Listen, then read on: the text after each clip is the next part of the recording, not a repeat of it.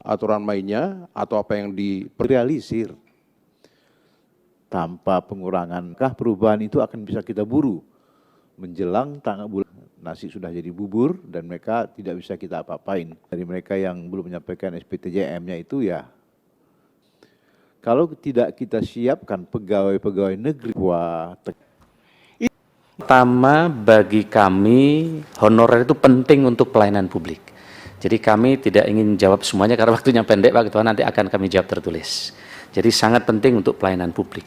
Terkait dengan penerimaan CPNS, ini kan yang sekarang yang dijalankan hanya di Mahkamah Agung. Oh sorry, di Kejaksaan Agung, BIN, dan Mahkamah Agung. Kenapa? Karena kalau jaksa tidak mungkin honorer, jaksa harus ASN, jaksa. PNS. Tidak boleh P3K, yang lain boleh P3K, tapi jaksa nggak bisa P3K. Kemudian begitu juga hakim tidak bisa P3K, hakim harus PNS. Maka ini jadi prioritas, karena kekurangan hakim begitu besar dan tidak bisa diganti oleh P3K. Begitu juga di BIN, intelijen tidak boleh P3K. Ketua, izin Ketua, Pak. Izin. Pak, itu hakim itu bukannya ada hakim ad hoc ya? Itu statusnya apa? Ini berbeda lagi. Ini hakim yang untuk hakim di daerah-daerah. Untuk pengadilan dan lain-lain. Ya. Pengadilan umum? Iya, pengadilan umum. Jadi ini perlu ada di beberapa daerah pengadilan kekurangan hakim. Sehingga ini dan tidak mungkin direkrut dari P3K, kira-kira gitu. Nah, terkait dengan ASN yang ada di Kementerian di DPR, nanti kami akan kaji dan kami akan diskusikan.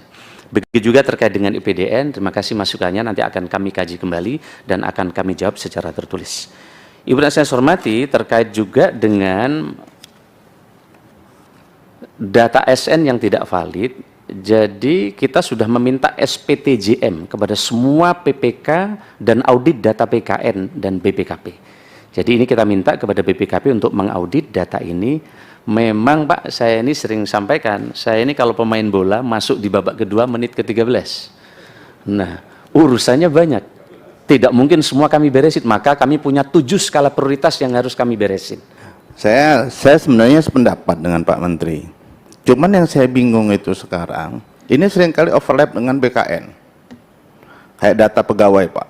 Seharusnya kalau data pegawai itu bagus, itu sudah dikerjakan oleh BKN. Ya, apa karena BKN itu PLT terus panjangan itu kan? Nah, saya sebenarnya usul Ketua, kita harus segera membentuk panja terkait hal ini antara BKN dan Menpan RB ini. Ini saling lempar terus. Formasi dibilang Menpan, begitu dari Menpan dilempar ke BKN. Begitu kita tes, kita tanya BKN, dia bilang ke Menpan. Begitu dari Menpan lempar lagi ke BKN.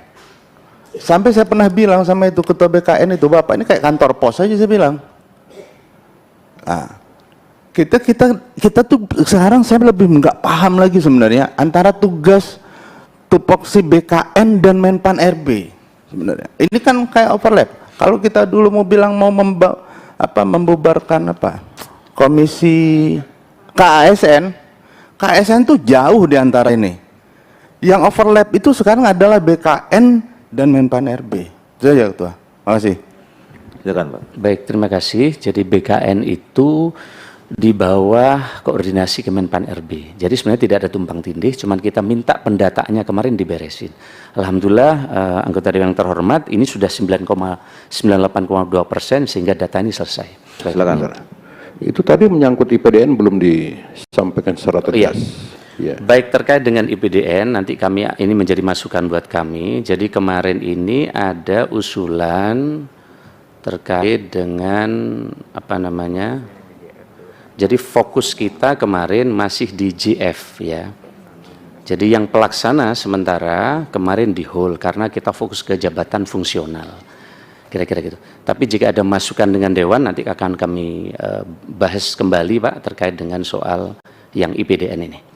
Dan nanti secara tertulis akan kami jawab termasuk juga dengan jawaban-jawaban yang lain. Izin Pak Ketua. Begini Pak Menteri, kalau tertulis menurut saya tidak paripurna ya.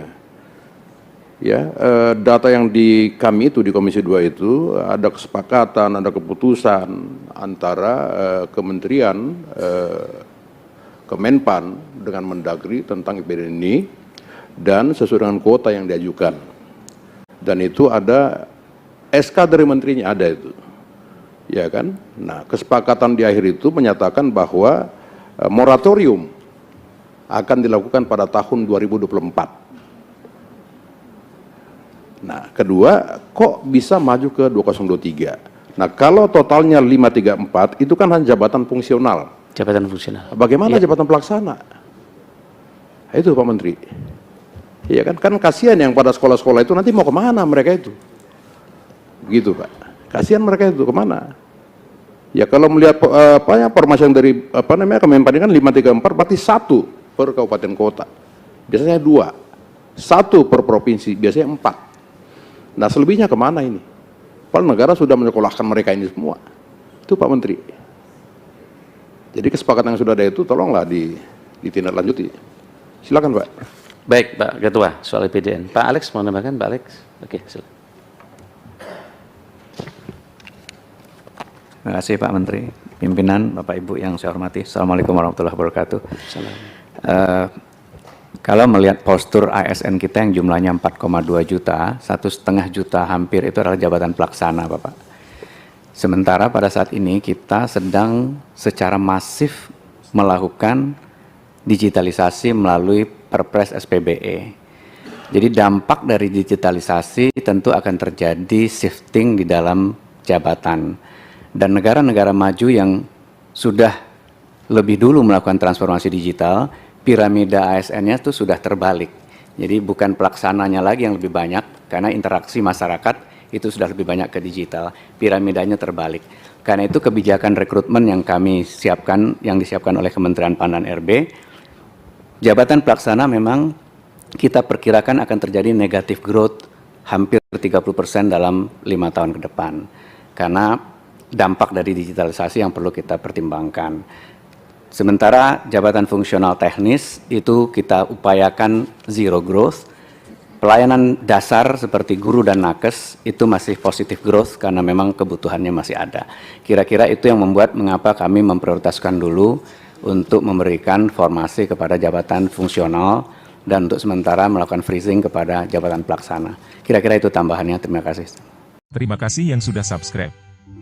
Bagi yang baru menemukan channel ini, like videonya, klik lonceng, dan hidupkan notifikasinya. Jangan lupa di-subscribe. Begini Pak, izin Pak Ketua. Itu kan sudah ada kesepakatan bahwa moratorium untuk jabatan pelaksana itu akan diterapkan pada tahun 2024. Kok bisa maju ke 2023? Dan ada keputusan menteri mengenai ini. Itu cabut dulu dong keputusannya. Kan begitu Pak. Ya ini kita hanya mau mendudukkan yang benar. Iya kan? Kan begitu. Dan setahu kita itu di Komisi 2 sudah ada surat dari Menteri Dalam Negeri juga ke Pak Menpan mengenai ini. Coba bayangkan seterusnya IPDN itu akan kosong Pak. Akan kosong. Ya. Di tahun 2022 ada 1230 formasi. Tahun 2021 11 nama formasi. Di tahun 2023 cuman 534 formasi. Di sana Pak ribuan.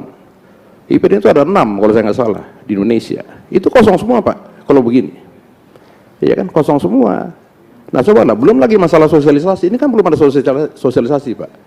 Nah kecuali kalau sudah ada sosialisasi ya dan para pemerintah daerah sudah paham mengenai ini. Nah, ini yang perlu Pak. Jadi jangan kita mengejar target ya kan, tetapi tidak mencapai goal yang benar Pak. Silakan Pak. Baik, terima kasih Pak Ketua. Nanti akan kami evaluasi kembali. Rebu kami akan jadwalkan dengan Mendagri khusus rapat soal ini. Kami akan bahas dengan beliau. Hari Rebu jam 13.30 kami dengan beliau. Ya, terima kasih. Baik, Pak sekalian saya hormati, yang berikutnya terkait dengan RB tematik sudah, terkait dengan guiding principle. Jadi begini, kami sekarang terus intensif, sungguh-sungguh untuk menyelesaikan soal ini. Jadi Pak, yang terakhir tadi penting nggak? Bagi kami penting, karena di daerah kalau tidak ada honorer itu di beberapa sisi lumpuh pelayanan publik Pak. karena memang ASN-nya terbatas. Oleh karena itu, kami intent dengan pimpinan komisi untuk mencari alternatif, dan sekarang kami sedang jalan juga dengan Asosiasi Bupati se-Indonesia, dengan Asosiasi Provinsi se-Indonesia, dan juga Asosiasi Wali Kota se-Indonesia untuk mencari titik yang paling aman dari guiding principle tadi. Sehingga dengan demikian, Mbak sekalian, kami terus akan berupaya mencari titik yang paling pas penyelesaian sesuai dengan rekomendasi dan masukan anggota Dewan tadi. Tidak ada pembengkakan anggaran, tidak ada PHK massal, dan juga tidak ada penurunan pendapatan. Dan ini kami sedang matangkan terus dengan pimpinan, dengan Apeksi dan Apkasi. Memang ini tidak mudah, tapi insya Allah kami sudah mulai kelihatan alternatif penyelesaiannya. Sehingga dengan demikian harapan kami tidak terlalu lama juga dengan anggota pimpinan Dewan dan juga para asosiasi untuk menyelesaikan ini. Terkait dengan beberapa data yang sudah mereka dapat formasi tapi belum ada pengangkatan, ini dengan beberapa keputusan di pengadilan ini memang sedang akan kita evaluasi. Sebagian ini daerah tidak mengusulkan terkait dengan formasi yang mereka perlukan. Oleh karena itu, kita sedang lakukan pendalaman, Pak Ketua, dan nanti akan kami jawab secara tertulis terkait dengan case-case yang muncul di daerah, yang itu tidak hanya di Klaten, tapi di banyak daerah juga ada soal yang sama. Kira-kira gitu. Terima kasih. Silakan. Pak Menteri, masalah pengusulan itu, karena Menteri Keuangan itu tidak menambah DAU-nya, makanya mereka tidak mau lagi peduli. Janjinya dulu kan pengangkatan pegawai, oke, tambah DAU-nya untuk pembayaran gaji. Nyatanya Menteri Keuangan tidak melakukan itu. Nah, oleh karena itu tolong koordinasi dengan baik dengan Menteri itu supaya ditambah DAU untuk pembayaran gaji. Tapi DAU yang sudah ada aja sudah diformat penggunaannya, ini. Beda zaman kita dulu.